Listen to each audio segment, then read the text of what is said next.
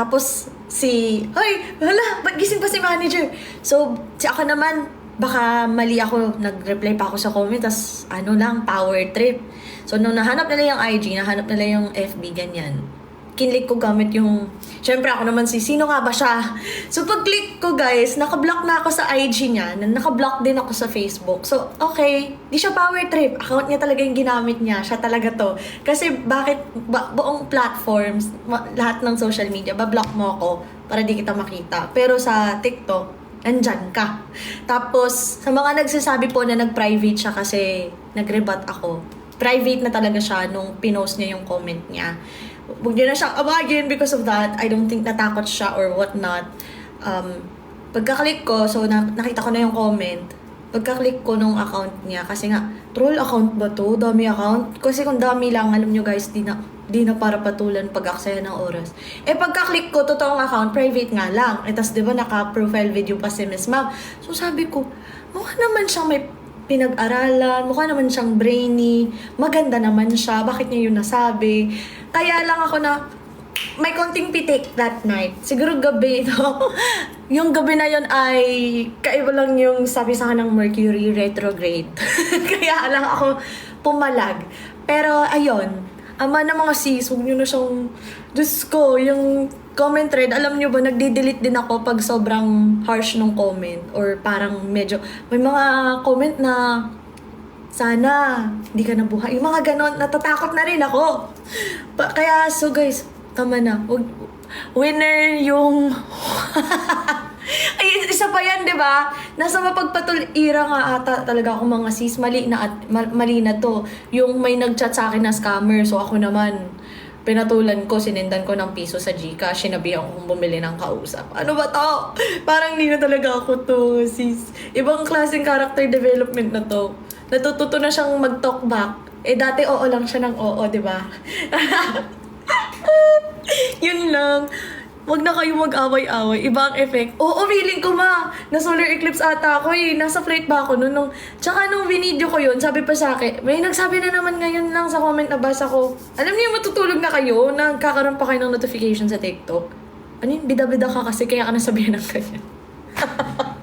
Like, ano ka nagbida-bida? Nagbablog lang yung tao, naging bida-bida pa. Hindi ko kinakaya yung mga person sa TikTok. Maring audience na ata naaabot ng mga video ko. Dati kayo-kayo lang. Okay na ako dun ah.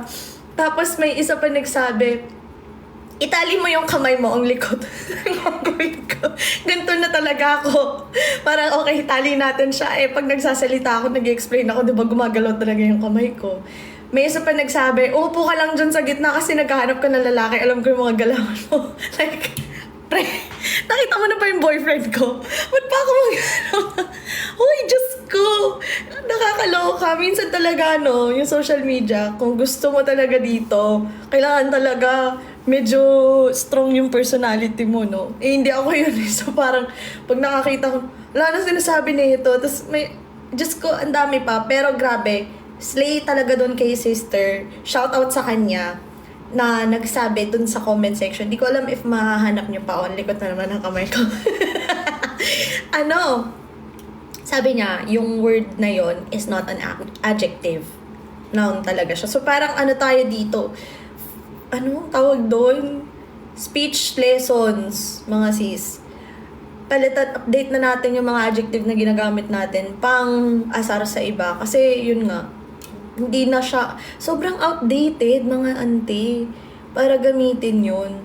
Pero yun, huwag na ring hanapin. Pero ang chika, chinika pa din. Nashock lang din ako ng gabi na yun.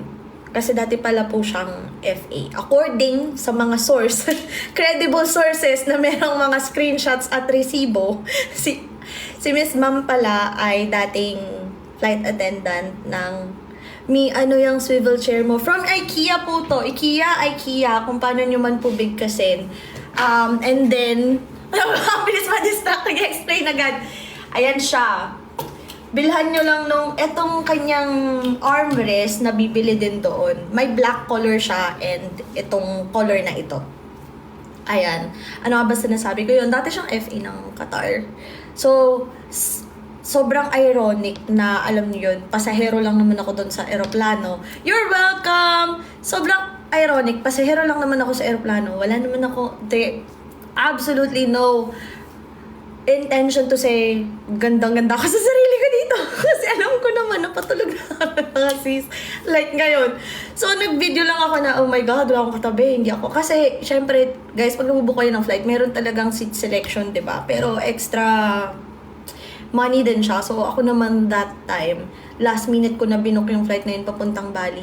Mahal na talaga siya. Tapos Philippine Airlines pa. So, sabi ko, okay lang, 4 hours lang naman. Diyos ko, yun nga, natiis ko eh.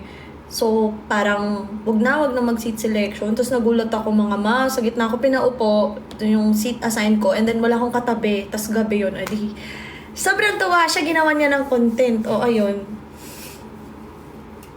Ganon. So, sorry na. Mima, sorry pala ako masyadong sa... Ako din, Mima, wala talaga. Anong for the relapse? Ano yan? So, mga ano dyan, ako din. Ano to, collective therapy na ata ang kailangan nating lahat. Charis, uy, isipin na lang natin Mercury retrograde yan. Yun ang nga lang iniisip ko that night eh. Tapos alam niyo, sabi ng sister ko, kasi parang gusto ko na talagang burahin yung video ko.